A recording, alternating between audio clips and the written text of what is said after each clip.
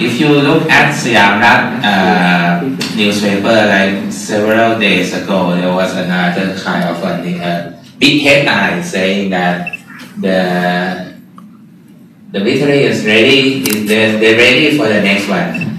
Okay. So some people said that not really ready for Padilu, but they're ready for Padiwan. Okay. So thanks everyone for coming to this event, and very thankful for the organizer of this conference, the Thai Study Conference, International Study, the International Thai Study Conference, for giving us these opportunities. And we also would like to warmly welcome all the security officers in the rooms, both undercover and the official ones. And as Ajahn Girls really emphasized in her Facebook that please register yourselves to get all the privilege of free food and the translation service, okay? So we can accommodate you, okay? And we have 5 I'm not sure it's paper, but statements or something to say, okay, in this event. And I will start first with the issue of the rise of people state and 99% democracy. But actually, my aim is to set a little bit of background, to give you a little bit of background for the talk. And what's the next? What's the second one? By the order would be Ajahn Yukti. Ajahn Yukti will talk about the right-wing intellectual, right? And is it too strong? Anti-democracy academy. Okay, it's an official name, huh? Then Ajahn Thai art world. Ajahn Bandit will talk about the Thai art world writer. Okay. Then Ajahn Bingao will. Tyrell first. Ajahn Tyrell will talk about the urgent histories, and Ajahn Bingao. Okay. So we have around 10 minutes for each of the speaker. Okay.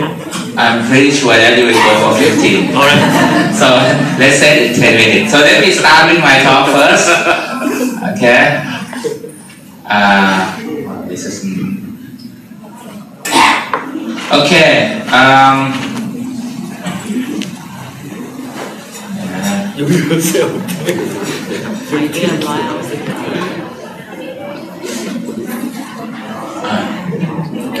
Okay, I'm not very familiar with this program. So the issue is the rise of the people state, or Pracha, and the 99% democracy in Thailand. Okay, so let's start with this slide. If you look at the map of the coup d'etats in the world, right, this is very old map because it's before 2014, right? Thailand ranked number 4, so approximately we have the coup depend on the way you count it, right? 13 to 18 times, right? And the cartoons love to say that this is a solution to the political deadlock. Okay, so this is our familiar face, Prayut Chan-o-cha. So let's start with the roadmap. Okay,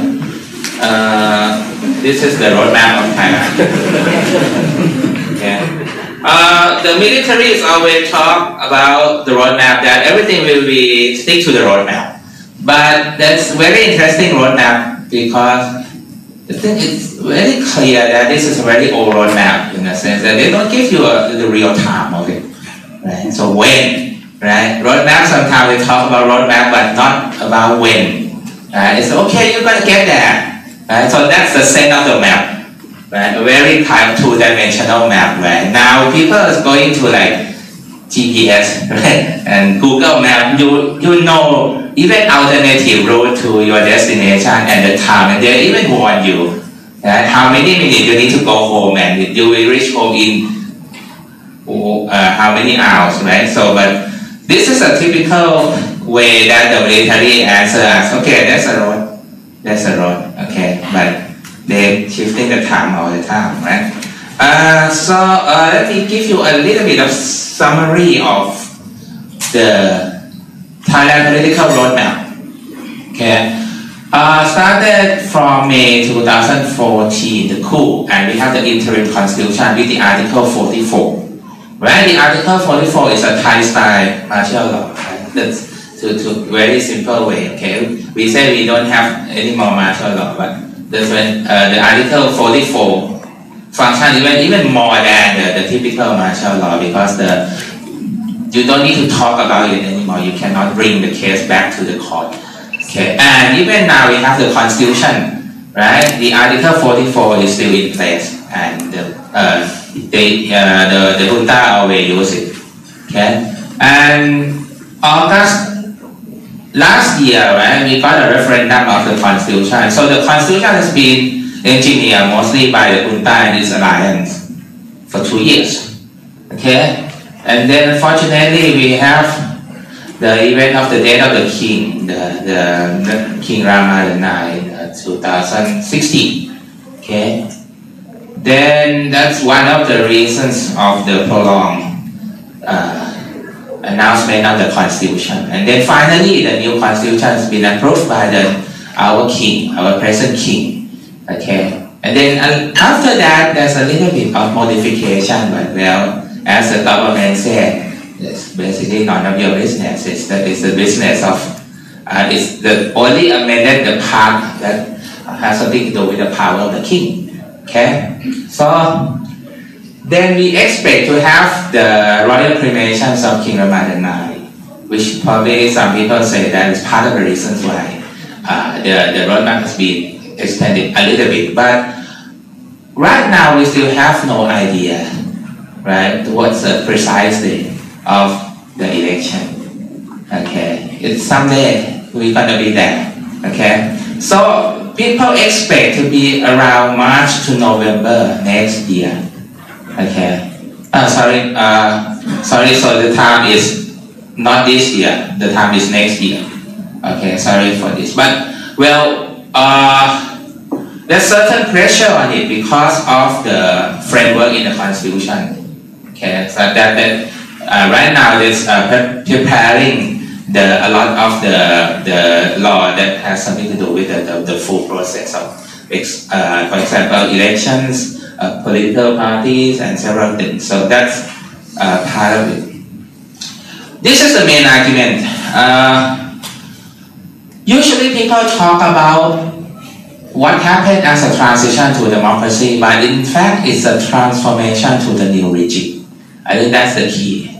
Okay, they talk about it as a transition, right? But it's not a transition back to democracy for sure. It's a transformation to a new regime, an uncharted territory which is not so sure what's gonna be. But the transformation itself has started since day one of the coup. There's a lot of structural change in several structure of the government and so many things. So my main message is that the junta has learned the lesson very well from the previous coup.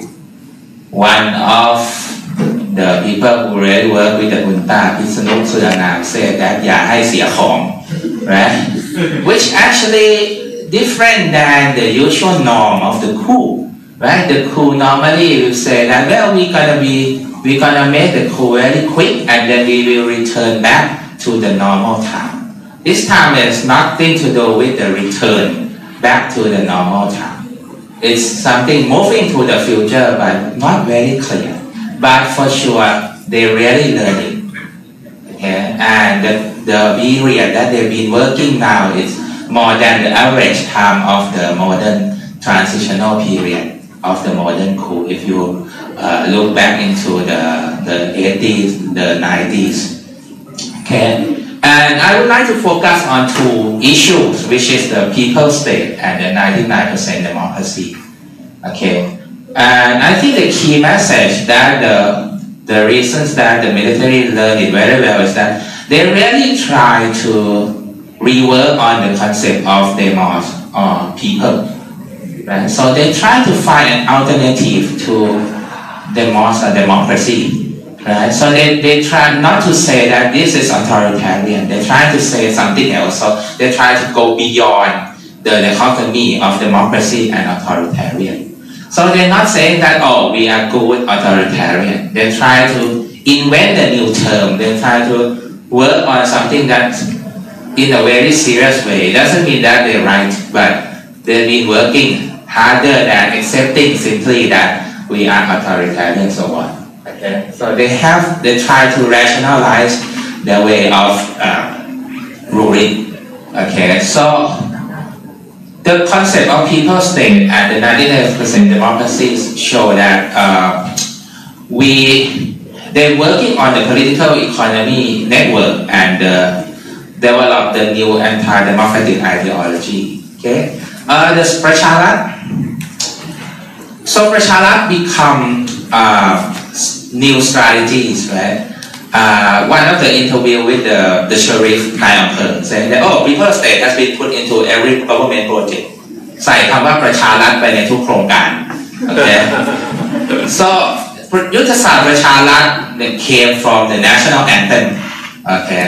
But if you really look at the debate in the history, in fact, the original concept was ประชาธิปไตย but the composer changed it into ประชารัฐ So the military didn't care that it actually came from ประชาธิปไตย and actually came from the 1932 revolution. So they just changed it. Okay, and if you look at the chart, right, they emphasize on ประชาชน. Yes, but if you look at the picture ประชาชน and เจ้าหน้าที่ของหน่วยงานรัฐ okay, the government staff, but they have to be the order from the central government, right? But then, well, ประชาชน do have a room for participation, but not going up to the center, right? You can give your idea to the field staff, and the field staff will deliver the message to the center. Okay, so this is not democracy. Okay, but this is another kind of structure. So, for observation on this. Okay, so the Pracharat is some kind of they increase the budget of the activity of bureaucracies. Right? They change so many names of the public project. Right? That people call it ประชานิยม to ประชารัฐ like โครงการบ้านประชารัฐ is developed from Thaksin's the บ้านเอื้ออาทร okay, they change the project. Okay, and the key issue is that the ประชารัฐ means unities between state and the people, not people state. So you don't own the state. Right? State means center of unities. So it corresponds with the 12 Prime Minister Commandment, right? ค่านิยม 12 ประการ for children. And the brand new 10 social contract that just came out yesterday. So the military gather a lot of the idea for Brongdong, for reconciliation, and it came out with the 10 points that you need to sign the MOU with, basically. And the first one is unity. Okay, so there's no place for the politicians and elected political system in administrations. Okay, so you increase the budget to the bureaucracy. The bureaucracy delivers service to the people. That's Pracharat. Okay, and also you have the new alliance between state and big business to foster economic development in the rural area. Okay, so that's another part of Pracharat. So they create the new alliance with business network. Then the so-called 99% democracy. So let's hear the speech of the Prime Minister a little bit. You need to get a sense of it, how he speak his mind. ที่ท่านนายกนั้นได้พูดถึงเรื่องของการเดินหน้าทางการเมืองค่ะก็ระบุว่าจะต้องเดินหน้าเรื่องของการยกร่างรัฐธรรมนูญนำไปสู่การเลือกตั้งค่ะ เราจะเอาล้มล้าง ามประชาธิปไตยทุกอย่างเราเป็นประชาธิปไตยอยู่แล้ววันนี้จะไปใน99.99%ใครคิดว่าใครจะอยู่เลยก็ได้ผมก็ไม่ไปโกรธอะไรใครเพียงแต่ว่าอย่ามาต่อต้านกันนะพอแค่นี้ไม่ได้นะวันนี้ถ้าเป็นประเทศอื่นนั้นก็ทำแบบนี้พวกคุมหน้ามันติดคุกหมดแล้ว Okay, so if you even think about you kind of opposing the government, of you probably in jail. Okay, thanks for his generosity. I'll be more grateful than this.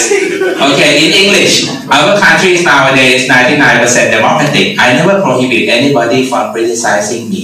Just don't oppose me. If you were in other country, you would be probably in jail or executed by shooting. So this is a cartoon from Thailand, right? We are 99.99% democracy. So, but the police kind of arresting people who throw this pamphlet. Okay, freedom in the world, Thailand. So we are not free. Okay, this score is not very good one. Okay, so the issue is why the 0.01% non-democratic amendment is such a big deal. Why is such a big deal? So here is what I'm trying to work out this kind of equation to understand the new speak. Right, the new speak of this regime. Okay, so there's a lot of people who collecting the grocery of the Prayut regime, right? Pracha, Thai Asian correspondent. But I think this is the key. Why this is the key issue is that for the junta, freedom of speech, right? Freedom of expression lead to instability. It led to instability before.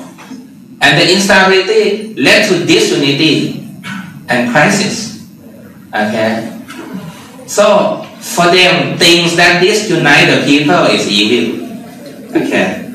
And suppression is the law enforcement. Suppression from the government, from the junta, from the military. Military suppression is the law enforcement. บังคับใช้กฎหมาย Okay? And บังคับใช้กฎหมาย is equal to order การรักษาความสงบAnd for them, order is equal to peace. Okay.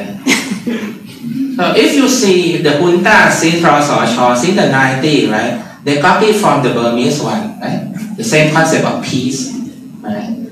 Peace for the military, right? การรักษาความสงบเท่ากับการรักษาสันติภาพ So junta is a peacekeeper. It's a peacekeeping operation with their own people.Okay, so peace equal to unity, and unity is equal to รักสามัคคี I don't want to further on the concept of รักสามัคคี that has been around for so many years, right? So to make people calm, to make people quiet is peace. Peace is peace is unity. Okay, so unity is the foundation of the country.And foundation of the country ประเทศไทยรวมด้วยเนื้อชาติเชื้อไทย is the first sentence of the national anthem. Okay, so once you still sing the national anthem, you get locked into this ideology every morning. Okay, so this is how they work out on the justification of the coup, and this is the lesson that they learn.Right, and we have sing it every day. So we singing the junta realm every day. Okay. My last slide. Let me emphasize we are transforming into the uncharted territory, but we see certain side of it. Right? The junta and the alliance learn the lesson, not us. Okay. So the way out is how can we improve democracy institutionally?Right, and also ideologically to have a dialogue, a very close dialogue with the unity trope. Right, so we cannot just say that democracy is good, but we really need to make democracy work with unity, with peace, with the way that they trying to deal with it. Okay, so sorry that I use a lot of time. Let's move to the next one. Okay, so next one will be อาจารย์ยุติครับ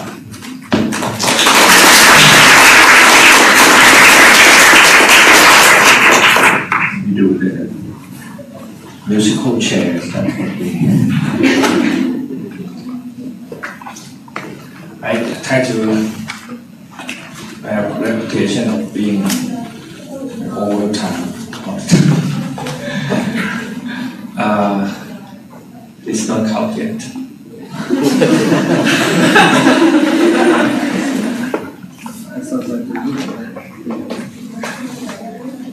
I start with these photos.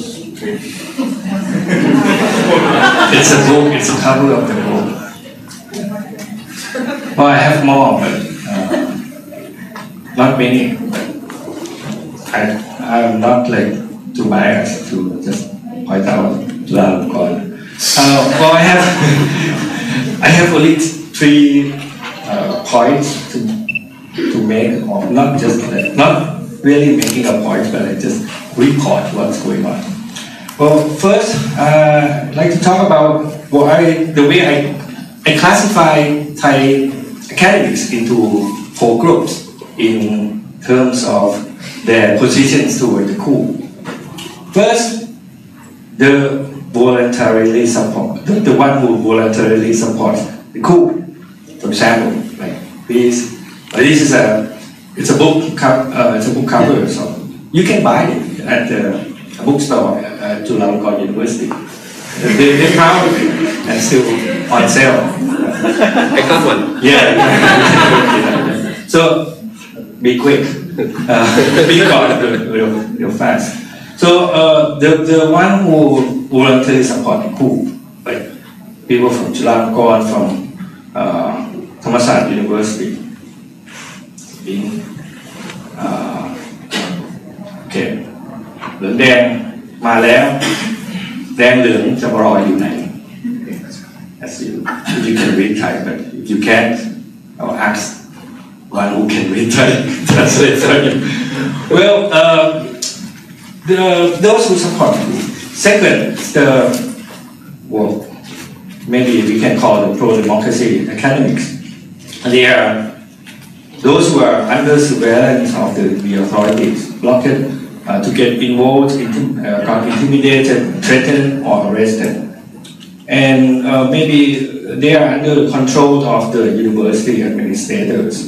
The junta implements their power through the university administration. I can go into details, lots of story about that. And those who are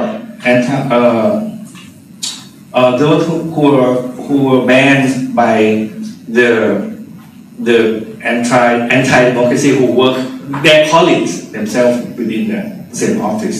So the first one, the one who support the coup. The second one is the one who against the coup.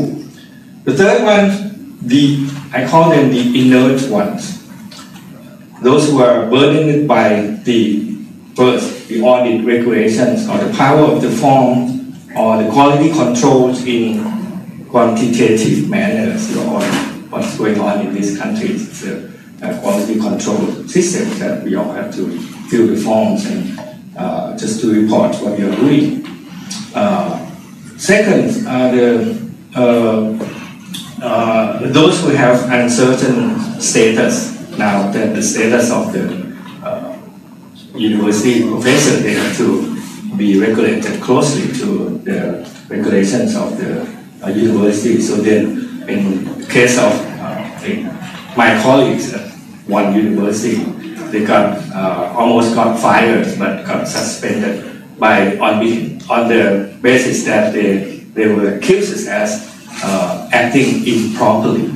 What does it mean? Like dressing just like me, like not properly dressing, just something like that. You can be fired.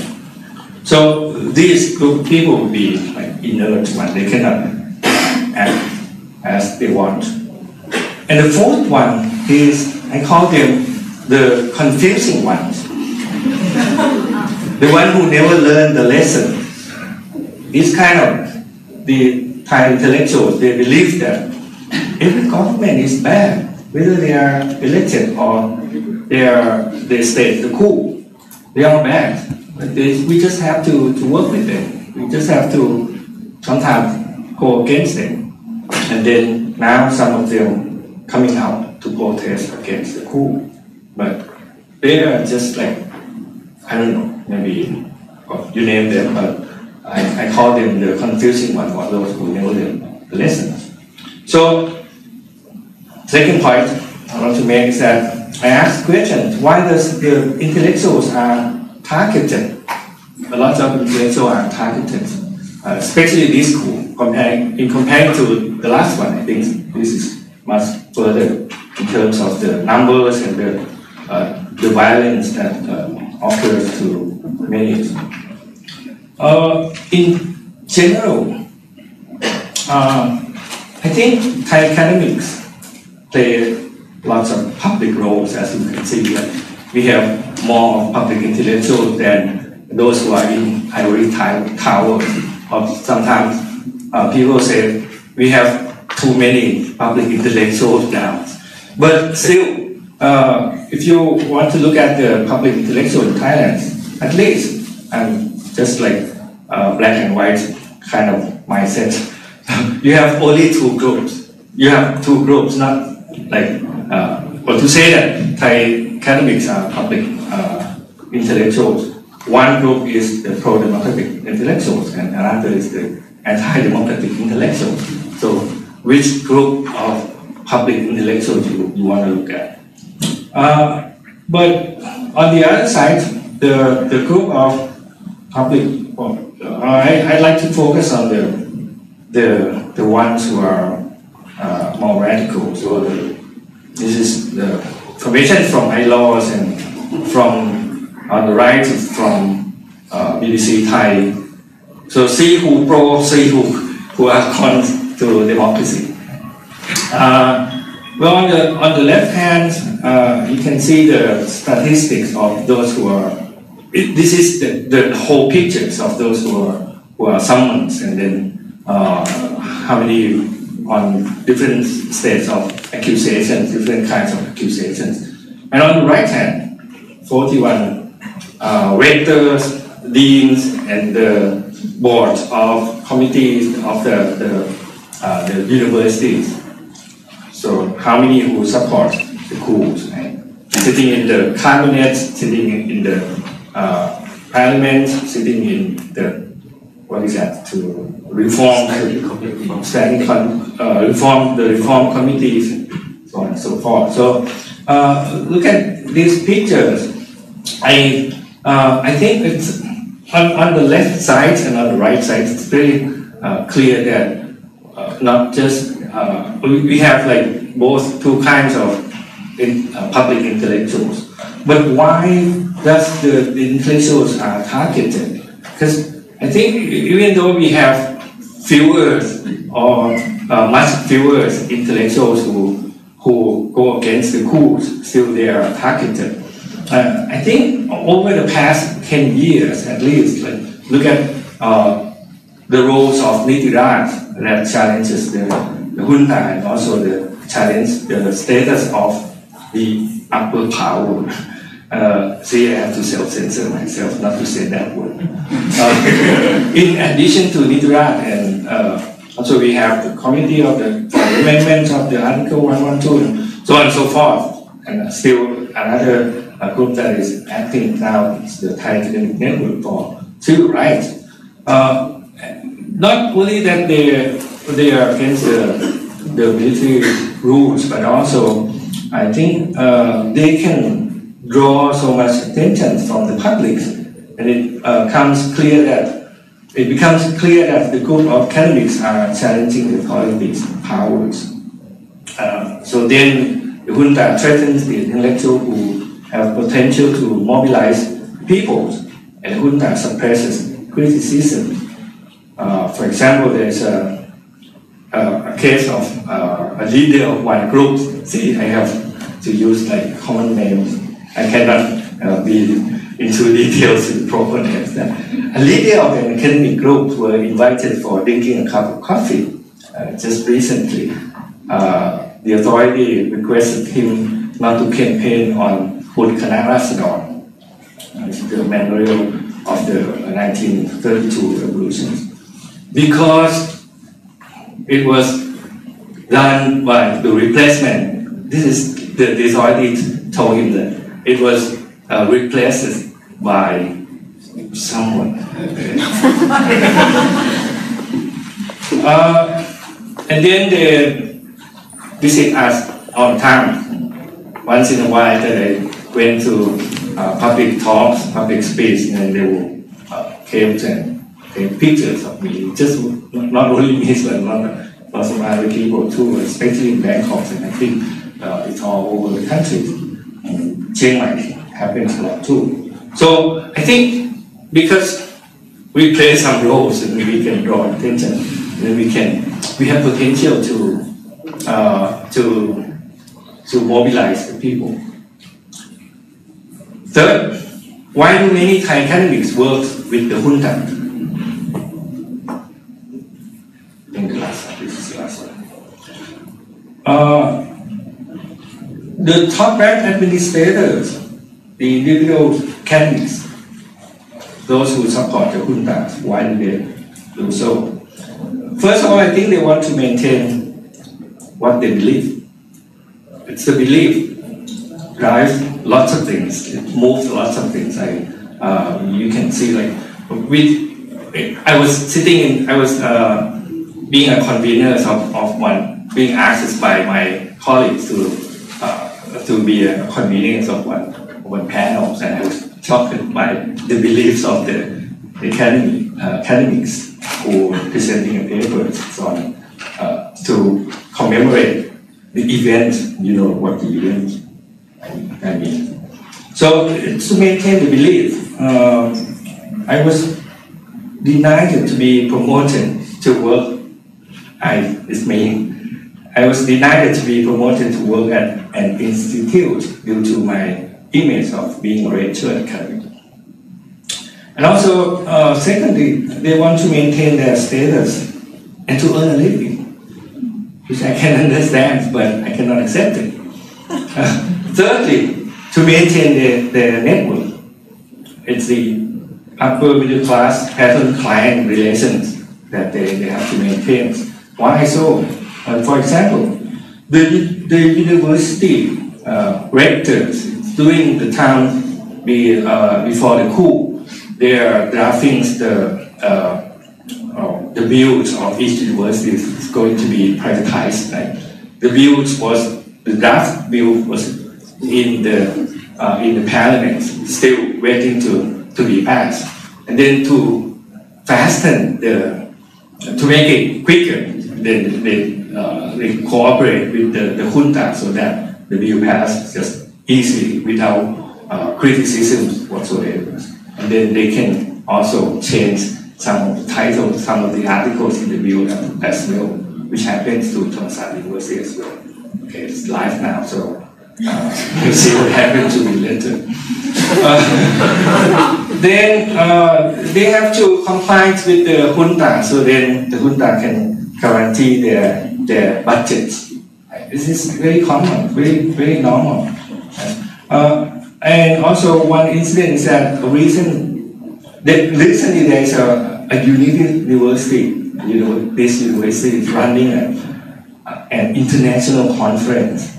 And so then the panel was settled, and one of the organizers of that panel is inviting lots of 5 panelists to speak on the topic of rights and democratization.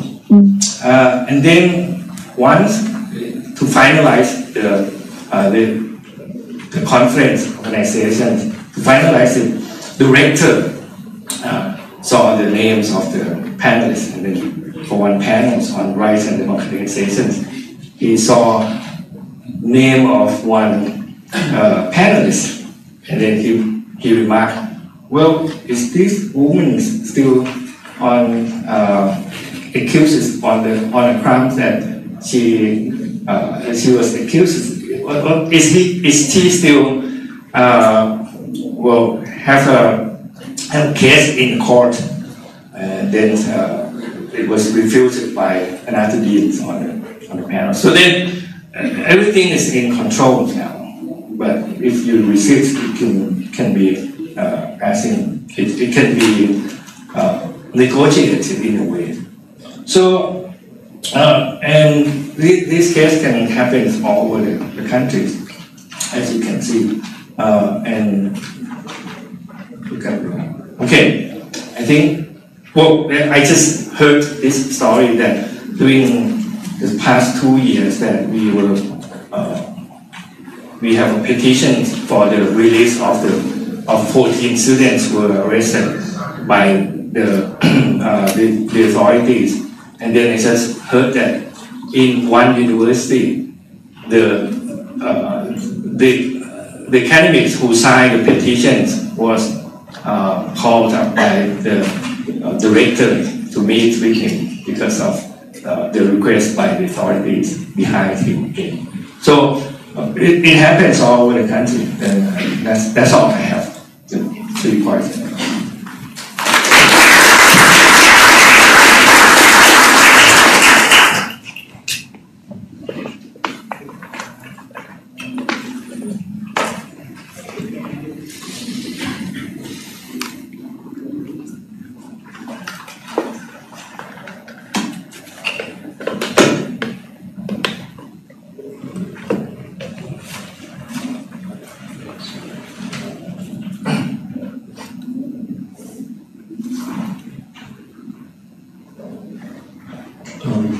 I loaded my presentation here, but I cannot find one. That's right. The round table.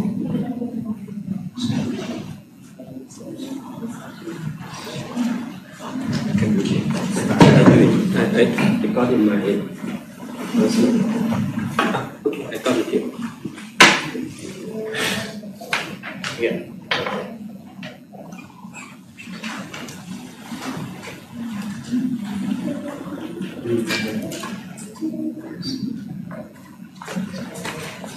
Well, mine is like artwork.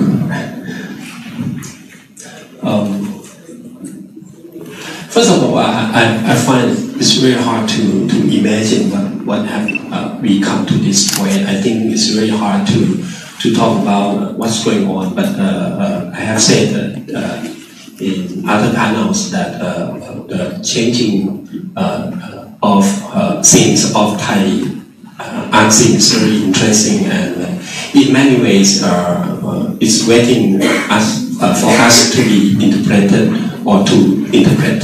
So I've been looking at Thai art scene for more than 20 years as an academic who work in the field of contemporary Thai art, and as a political scientist, look at how artists get involved in politics.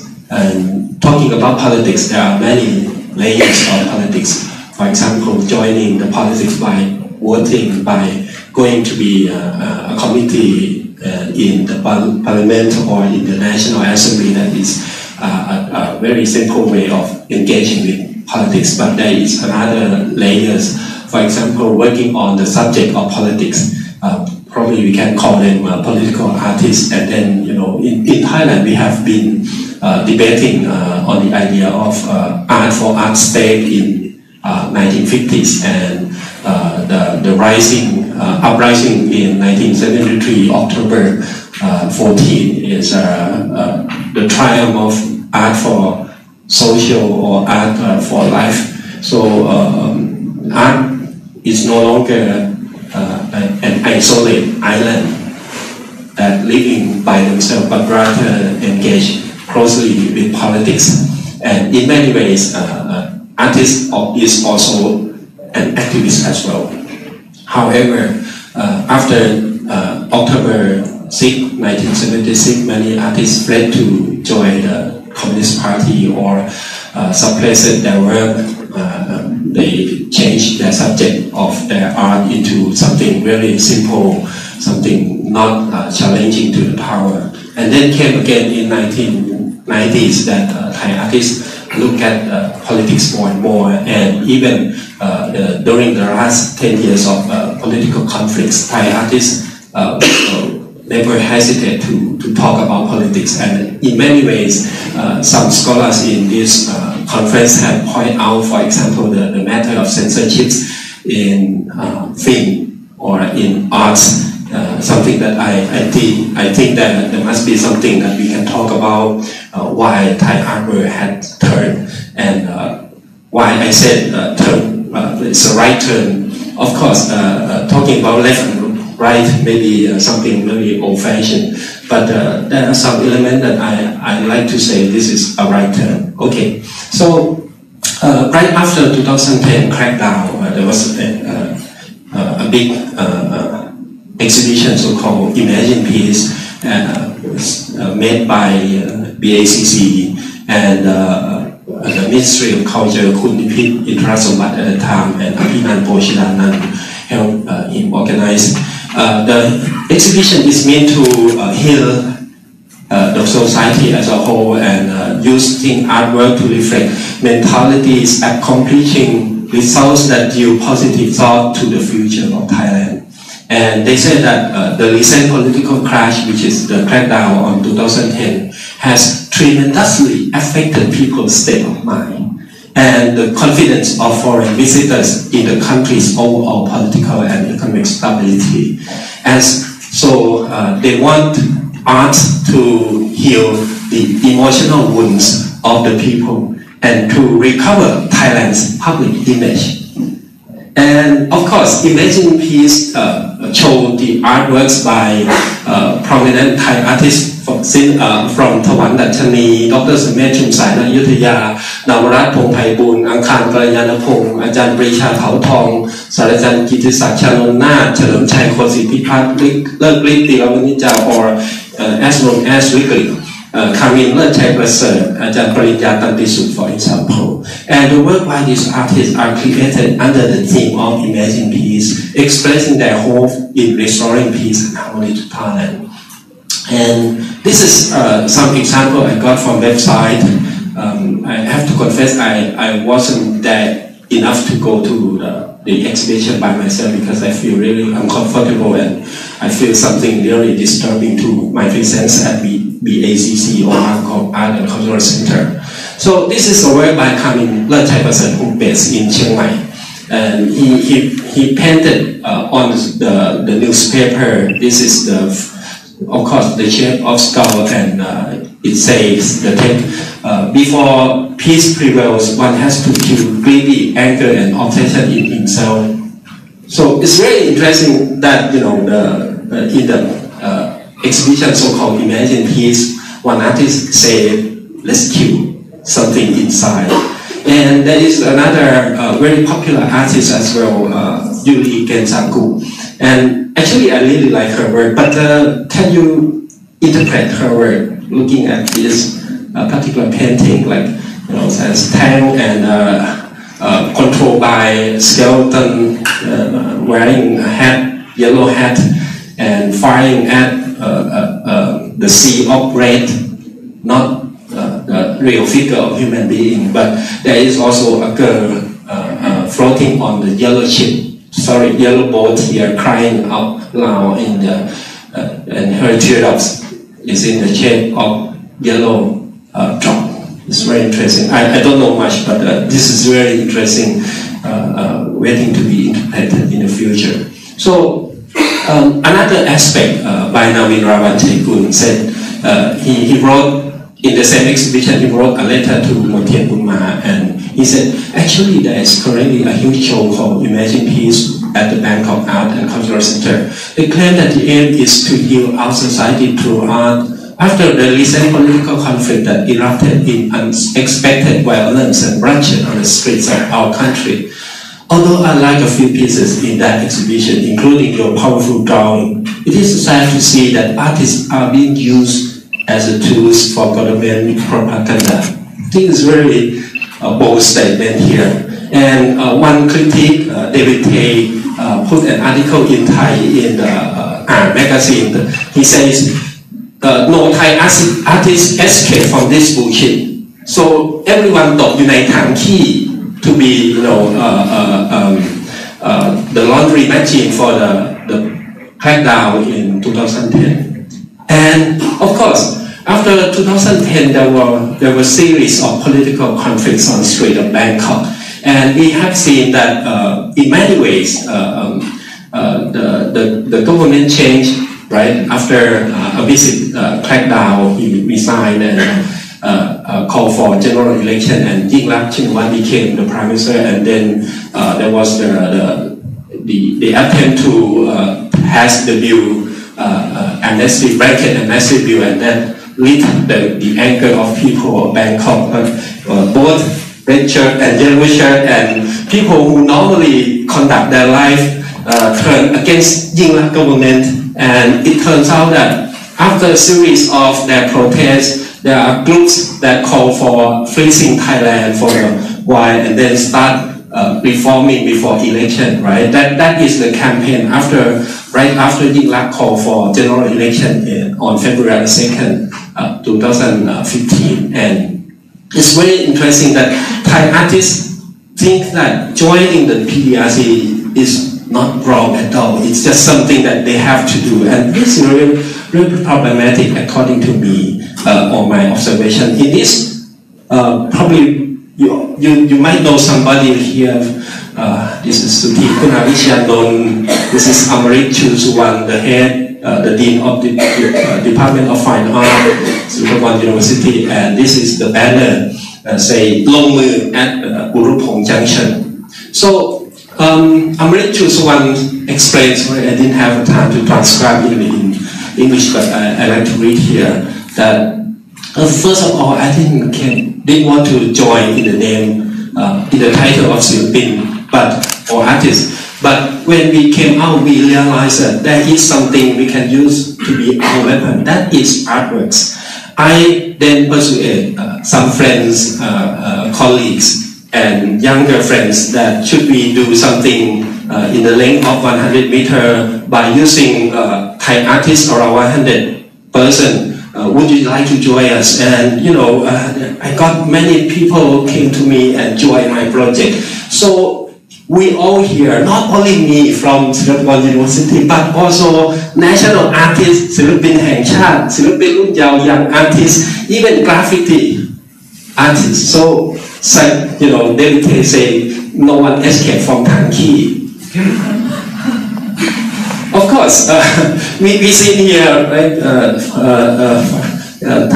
ถ้าไม่อยากหัวทิ่ม if you don't want to turn the country upside down, you join us, right? And Wasan Syndicate, of course, he is a regular. And their attempts became something so-called การต่อสู้อย่างมีสุนทรียะ fighting with acidity, not just like lecture, with blunt music of Luk Thung, right? So the picnic labyrinth, that's what they call themselves, right? And this is a group exhibition made by the group so-called Art Lane. They made altogether 9 events prior to the 22nd of May 2015 coup d'etat. And this art street of Bangkok occupied by people who love this country so much, who fought for democracy, who fought for violation of human rights, because Yingluck government violate basic human rights. This one is we opposed to the blanket amnesty bill, and the other one has saying reform before election. Sorry, I didn't take that picture here. But the activities of artists on the street of Bangkok are at large. We can observe that. You should not be cherry. You not stand still. If you are Thai, you should fight for. And this is what something portrayed by that prominent scholar. So after that, of course, some artists donate their work to Pacific City Club, where Suthep Suban's daughter works as the manager and put things on auction for ระดมเงิน or fundraising for Muniti Kopobaso or PDRC. So this is my observation that those artists who join political movement, both the PAD, People's Alliance for Democracy, or Sonthi Lintongkun, and those four figures, including the PDRC, might want to only eliminate those they hate, which is Thaksin, Shinawatra, and their his nominees. Because if those artists want to fight for democracy, they should have fought now. It's been 3 years. They kept silent, right? And recently there were two art galleries that read by soldiers and took down paintings and photos from 2 exhibitions, right? And there was no voice. There has been no voice from art community up until now. Where are those PDRC artists who love for the nation, who fought for democracy and human rights? Of course, Ai Weiwei may give us an answer, right? Here, it was sorry, right? This is a painting by my beloved friend Namin Rawansikun.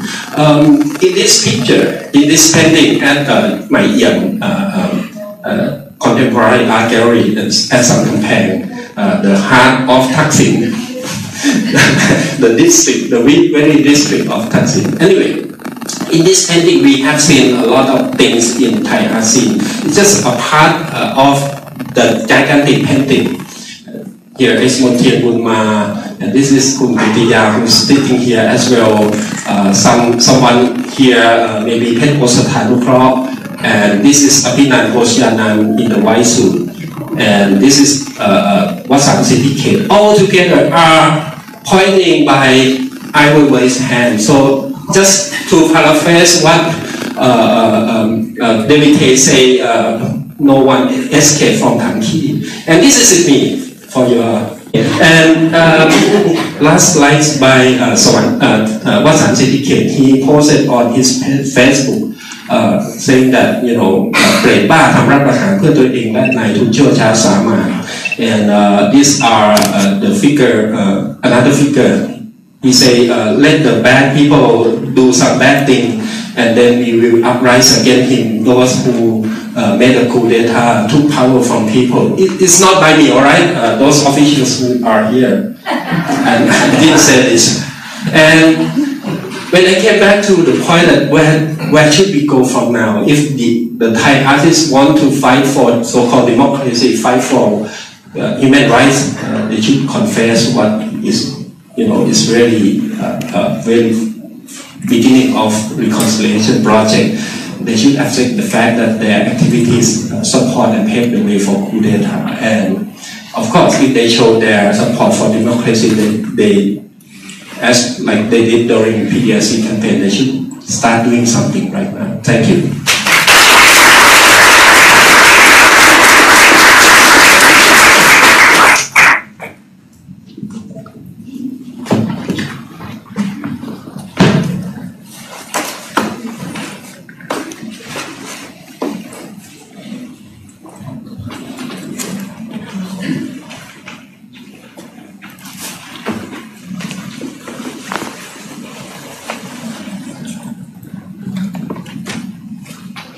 Okay, so Ajahn had said at the beginning that some of us may that these are papers or statements, and I was just thinking that I think the way I would summarize the comments that I want to make could perhaps be a manifesto for reading and writing history.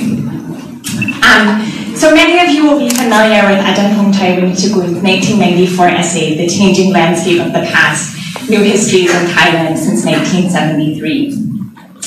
In the article, he argues that the toppling of the military dictatorship by the students and people on the 14th of October 1973 profoundly challenged existing histories and existing ways of comprehending the past. He wrote, quote, historical studies became a center of intellectual interest for all disciplines, as well as an arena of ideological struggles with dramatic effect.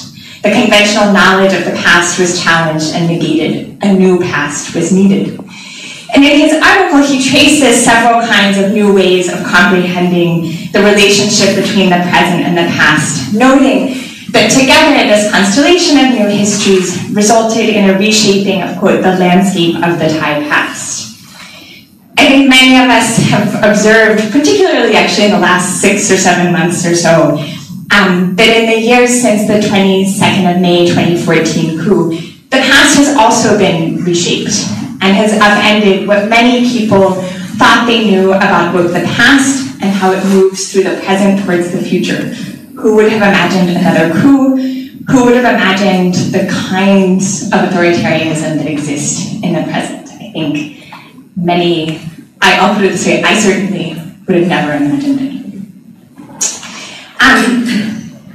And the reason I think why there's a new vision of the past emerging and an urgent need for a new vision of the past to emerge is not because, as in October of 1973, that people have been able to smash the study of the past open or wrest the pen of writing history found the rulers or elite historians or court historians, but in fact because the rulers, in the form of the NCPO and a host of others, are trying to tightly close the lid upon the past and on critical analysis in general.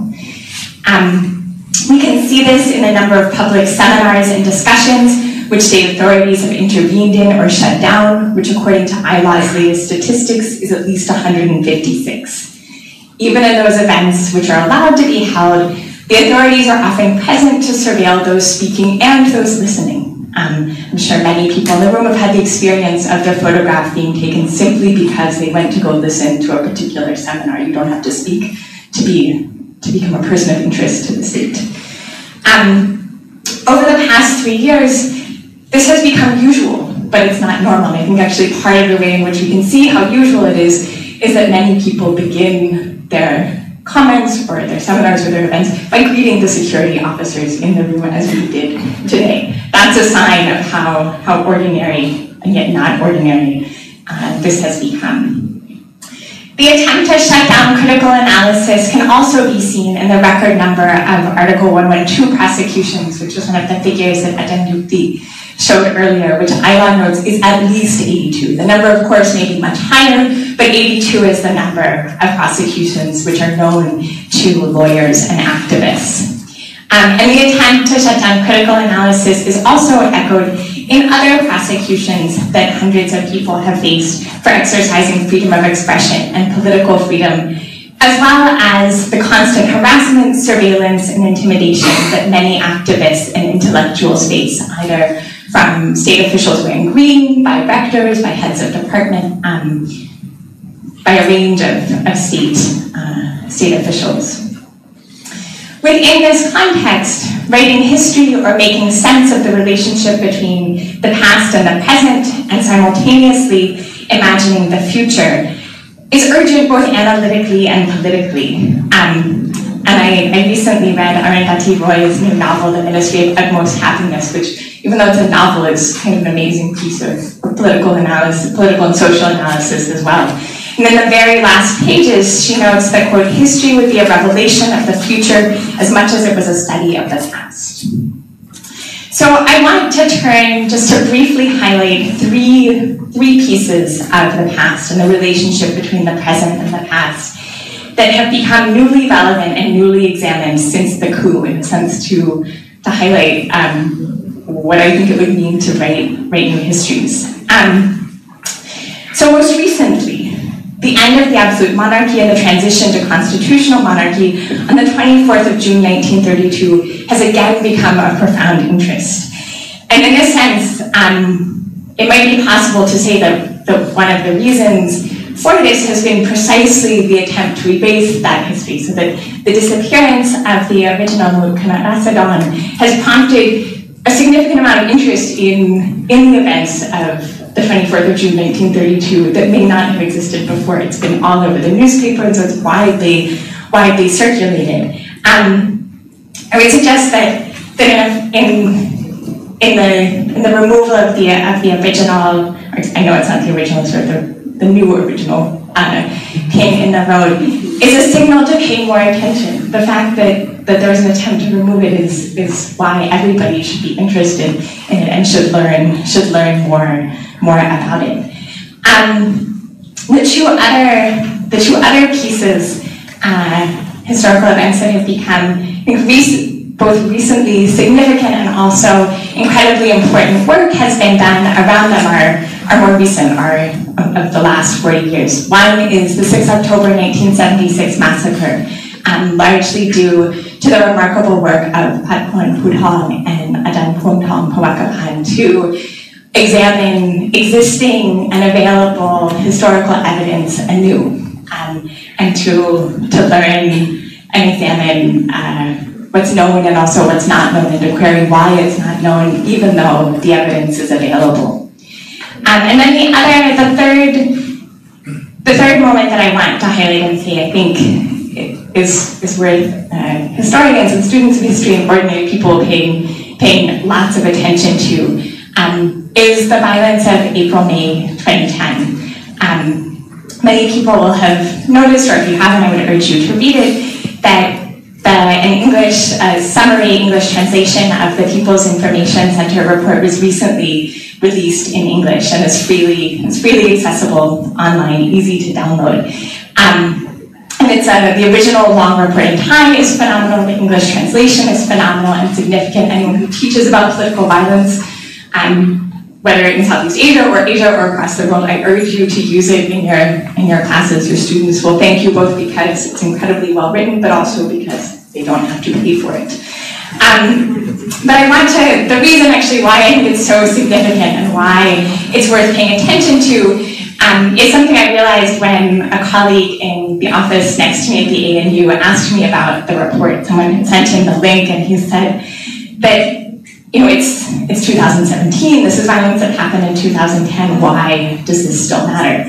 And the reason I sort of snapped quickly at him, and I said, well, it still matters because the people who were responsible for the massacre haven't been prosecuted yet, and the attempted prosecution of them was shut down very rapidly in a sort of a very strange way, legally. And then reflecting on that later, I realized that's exactly why it matters. That's exactly why it should be paid attention to.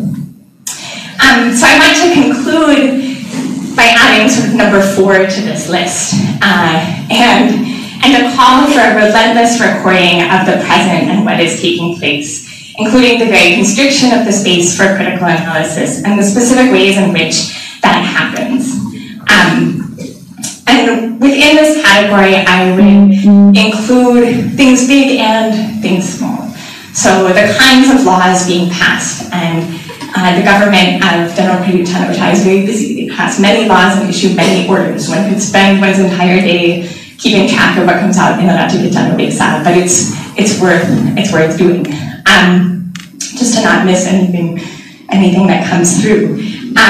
Also, the kinds of intimidation, threats, illegal arrests, and other rights violations that are taking place.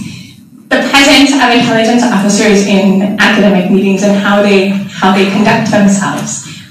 It's also worth paying attention and recording the care with which anyone who speaks in public, even if they're speaking in English, takes with the words they choose, because there's a risk in what one says.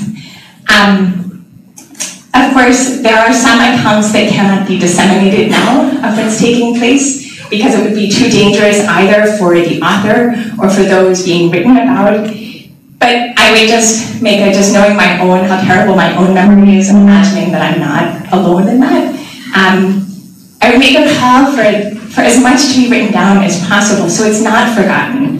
Particularly because if there is a more just future, which at this particular moment is perhaps as difficult to imagine as another coup may have been in, let's say, the middle of 2012, there will eventually be a future without dictatorship.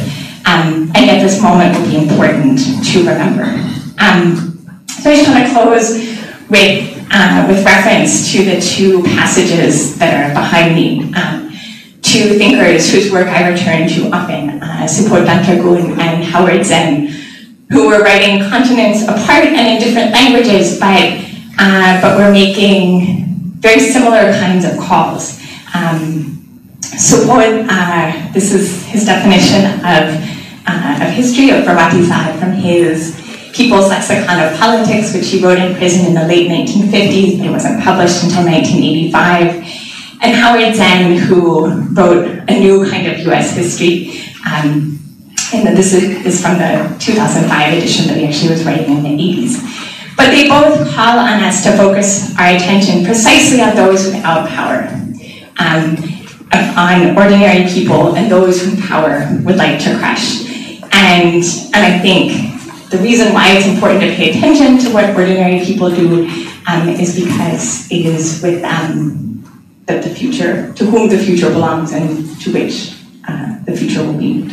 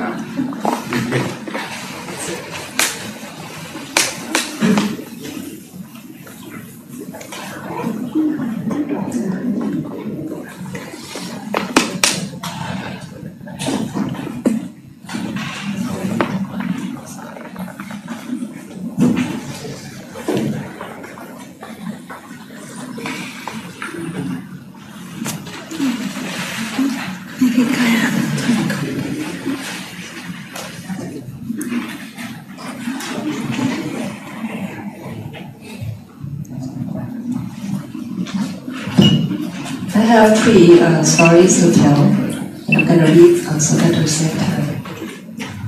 The letter, the camp, and the attitude adjustment.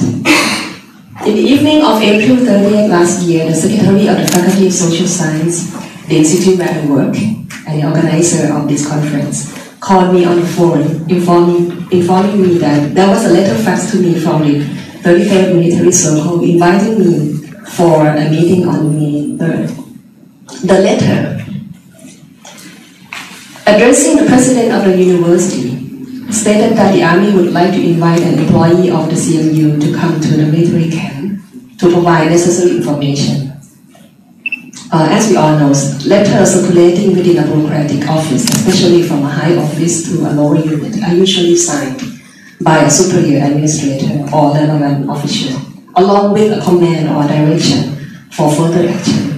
Interestingly, this letter did not have any trace of such acknowledgement. The only sign of the university receiving this letter was a stamp that on the top right that indicated the date and time of letter reception. The letter of invitation is a euphemism of the military order of attitude adjustment process. As one military official later told me, the military used the term invitation because they wanted to treat a professor politely. He continued, and I quote, "But we stated clearly that the invitation was carried out according to the NCPO order number 3/2558. The order that allowed the military official to arrest anyone who are deemed threat to the nation.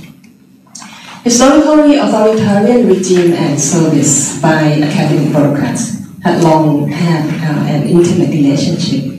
Following the 2014 coup d'etat, 9 countries' top university rectors, including the one from Chiang Mai University, as Ajahn Nukti already mentioned, joined the National Legislative Assembly established by the NCPO, the only parliamentary body of Thailand for the period of the military rule. Most universities received this opportunity with delight.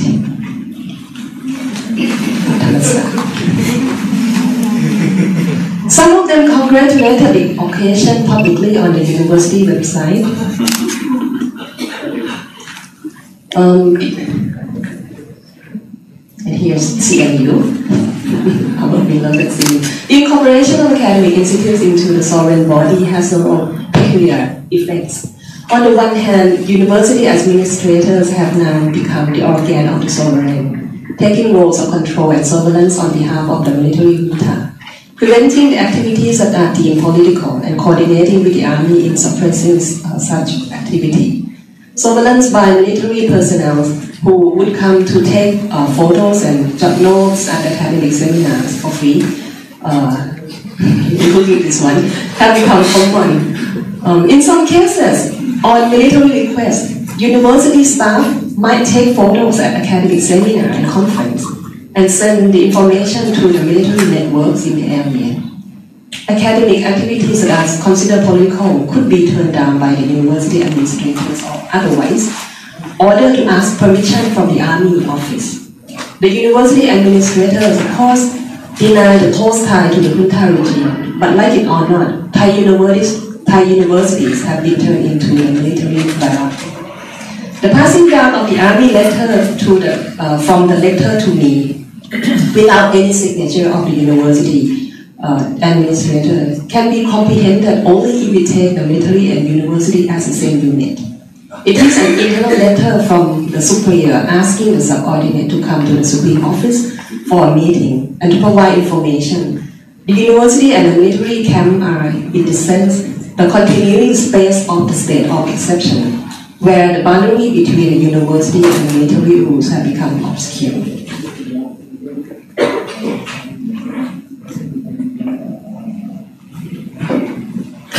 On the camp. On May 3rd, I and two other friends arrived at the 33rd Military Circle at around 9 a.m. We were transported to a room inside the military compound, and this was to me the second time. Inside the room, a long table with 2-row seats was set in the middle of the room. A video camera stood a few feet away from the table. After an hour of waiting, a group of high-ranking army officials and police entered the room. As expected, this was not an invitation to provide information to the army, but an order for interrogation regarding the activity I and my friends conducted at the Chiang Mai Thap Gate a few weeks earlier, the first slide that you saw. The aim of the meeting was to ask me to admit the crime of violating the military rule of peacekeeping in the area. As the army official put it, and I quote, "I don't mind you do your activity anywhere in Thailand, but this is Chiang Mai, the area in our responsibility." The conversation went on for 2 hours without reaching any agreement. At one point, I decided to change the theme of the conversation, as it was not going anywhere. I asked the commanding general how would he like the society to remember the army and himself. Politics is temporary, I said, but memory about the army can last for generations. Abusive treatment towards people will eventually make people remember him as a tyrant, even after his retirement. There was a brief silence in the attitude adjustment room. Then the Deputy General answered that the army has never wanted to be enemy to people. However, he continued, we must follow the order. The idea of creating a political space where judicial order is suspended and people as biological body being constantly purified is not new in the history of Thai politics, but has developed in several forms. If some of you here remember, Galunya Center or re-education camp, a camp under the Internal Security Operations Command during the 1980s, is one example of a political space that was established as part of the military attempt to combat communist insurgency, with political measures over military action. Following the order 66/2523, the amnesty law was issued to allow defectors to leave the insurgent movement. But before being allowed to rejoin the society, one must enter the zone of indistinction, where the political life was transformed into a new sovereign subject. The aim of the Galunya Center was to decontaminate the political body of the communist insurgent, liberating such body from the devil of the communist doctrine. The attitude adjustment camp, however, carries on the legacy of the Galunya Center, but has been used in a larger scale with a far-reaching operation. It was a space of exception as much as a political tool to silence the dissenter and neutralize the opponents of the government. Those who were invited to the camp include people who are against the junta, such as the Pheu Thai, lecturers, student activists, journalists, academics. Or as Prayut explained to reporters, everyone whose comments cause division. So attitude adjustment or re-education camps are also, attitude adjustment camp is not also limited in the center or in the north, but we can find that in the Muslim south of Thailand as well. ILAW estimated that ever since the seizing power of the junta government, there are at least 902 people were summoned to the attitude adjustment camp, and repeated entrance of the camp is common. Like myself, this was the second time. As a political strategy, the camp and its operation is differentiated by different political positions of the target. Basically, the military classifies a group into two main groups, the non-hardliner and the hardliner. The non-hardliner is further categorized into two types. Those who do not have the direct potential of leading mass mobilization, and those who have direct influence over mass and public, such as politicians and venture leaders. Most academics would be detained in a camp briefly. Some might only be invited to quote-unquote have coffee with the military or police officials and then released. However, the politicians and journalists who are defined as non-hardliner with quote-unquote influence would be placed under a different program with a period of 3 to 7 day detention. The junta spokesperson and supervisor of the attitude adjustment program told the Thai news agency that the program, which is dubbed Training Curriculum for Leaders in Creative Nation Building, is designed to adjust the attitude of the trainee with a curriculum that lasts for several days, depending on the ability of the trainee to develop his or her own attitude.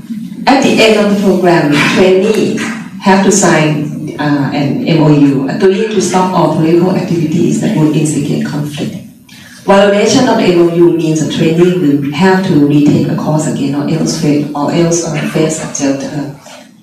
The group, which is identified as hardliner, enter the attitude adjustment in different manners. This group is considered by the military as a dangerous threat to the security of the regime. Most of them are commoners with unimportant social status. Some are believed by the army to have direct connection with or receive direct command from Thaksin. So unlike the leader of the region or high-ranking politician, this group of people often receive ill treatment with physical and psychological torture. The arrest of Gritsuda, remember him, is a case in point. Gritsuda was an activist associated with the UDD and was responsible for providing assistance to people arrested and detained from the political violence during 210. Detained for 29 days. She was then released by the army as a result of the international pressure. Now, after fleeing the country to seek a political asylum in Europe, Gritsuda revealed to international human rights organizations that from during the first week of detention, she was blindfolded and hands bound 24 hours. She was also beaten several times during the interrogation and suffocated from the plastic bag that placed over her head until she lost consciousness. So throughout the years of the military state establishment, anxiety over national security has predominated and become the underlying rationale for the junta political operation. The more anxious the state has become, the more attitude adjustments have been used to pacify the state's anxiety. And such anxiety has in turn justified the formalization of the camp, and thus normalized the state of exception. At the same time, this state of exception is highly class differentiated. Living a bare life of the low-class dissenter are definitely more painful and torturous. For those who are classified as anti-monarchy political instigator, the attitude adjustment can be even more violent and permanent. As the camp has turned into a prison, the status of political dissenter has been transformed into a criminal. And you know Pai Dao did very well, his kids. So my last topic, inflation of attitude adjustment. Throughout 3 years of the military regime, attitude adjustment has been inflating. 1,000 people have been invited to have conversations with the military. Many of them have signed MOUs, but no one seemed to care. Some of the dissenters kept going back into the camp and spent many weeks for the attitude adjustment process. Pichai Nariptapan, the former energy minister from Pheu Thai party, was summoned to the military camp for 7 times for sabotaging the regime with false and biased comments. And Wattana, everyone knows him, I believe, Muang Suk, the former commerce minister, also from Pheu Thai party, was summoned by the authorities for 4 times. The last time for criticizing Thailand's draft constitution on social media. And similarly, student activists such as Pai Dawdin was summoned several times before being charged with the Decree 112 and has been eventually imprisoned. While the number of summoning keep increasing and people were reinvited into the camp, the attitude adjustment has gradually lost its meaning. Going to the camp has become an act of defiance and a challenge to the junta state. In the 5th time of the arrest, Wattana Muang Suk posted on his Facebook that no matter how many times you have arrested me and tried to indoctrinate me in the name of the attitude adjustment, I will vote against this draft constitution, and he means a military constitution referendum. By doing so, instead of conforming to the state-imposed state of exception by simply submitting their bodies to the state, many dissenters choose to endure their political life and refuse to be transformed easily into bad life. Many continue to call for freedom from the political confinement and deny the crime they did not commit. As the state of emergency has been fabricated and the regime of authoritarian state perpetually extended, the camp, despite its proliferation, has become a national absurd. Similar to the Friday night stand-up comedy of the regime leader, which, by the way, has no audience. The attitude adjustment camp, while failing to produce any bad life, has turned into nothing but a national joke. Despite its propagation, the efficacy of the camp has ceased to be operative and become another redundant gimmick of the stupid military regime.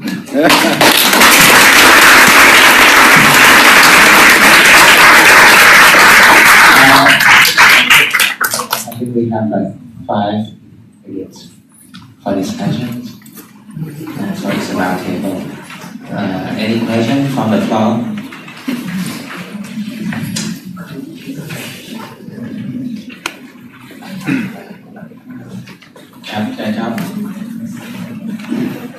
I've got a little bit information to add on the idea of Prachara, but for the sake of my future research, I could not reveal the name of the informant yet, because 6 days ago I just had an interview with the one who came up with the idea of originating the word Prachara and sell it to the army. He is the like a right-hand man of the close retainer of the palace. I cannot name him yet, but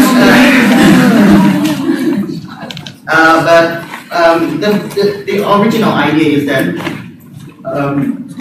the old catchword is not working anymore. So they need to find a new catchword for the society. And about 2 weeks later, 2 weeks after they have the discussion, the word Prachara from the national anthem came up, but without any definition yet. The definition came up a bit later with the idea that, with the twisted idea of social enterprise. It's really from the very small room discussion. They believe that the idea of Prachara comes from the idea of ทดแทนคุณแผ่นดิน that the population of the society has to serve or become the subject of the nation. That is the form of unity that Janvit kind of mentioned over there. I just want to give more detail on that.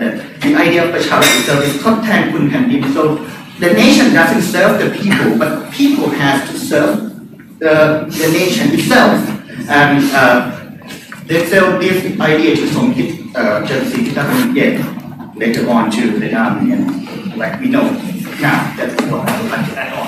Okay, thank you very much. Any other comments or adding comments or discussions? You can